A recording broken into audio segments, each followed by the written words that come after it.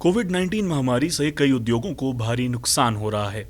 लाखों लोगों ने अपनी नौकरी खो दी है और अर्थव्यवस्था को दोबारा खड़ा करना सरकार के लिए आने वाले साल की सबसे बड़ी आर्थिक चुनौती होने वाला है।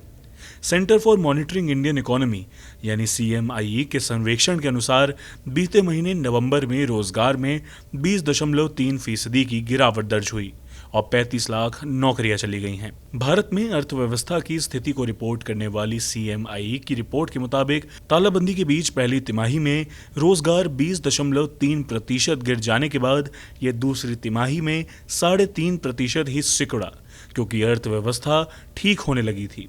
लेकिन इस सुधार ने तीसरी तिमाही में गति खो दी, जबकि तीसरी तिमाही में अर्थव्यवस्था के और सुधरने के संकेत मिले थे। CMIE के अनुसार अक्टूबर में 50,000 लोग नौकरियों से हाथ धो बैठे। वहीं नवंबर में 35 लाख से अधिक नौकरियां चली गईं। नवंबर 2020 में 39.36 लाख करोड़ रोजगार अभी भी मार्च 2020 की तिमाही से लगभग 1 करोड़ कम हैं, जब लॉकडाउन की घोषणा हुई थी। आसान भाषा में कहें तो अर्थव्यवस्था में सुधार हो रहा है, लेकिन नौकरियां वापस नहीं आ रही हैं। इस रिपोर्ट के मुताबिक दिसंबर के पहले 3 हफ्तों में अधिक लोग नौकरियों की तलाश में शामिल हुए। इसने कुल बेरोजगारी की दर को भी बढ़ा दिया था। नवंबर में रोजगार की दर 37.4% से बढ़कर 3 सप्ताह के औसत से 37.5% पर पहुंच गई थी। वहीं इस अवधि में बेरोजगारी दर 6.5% से बढ़कर 9.5% रही।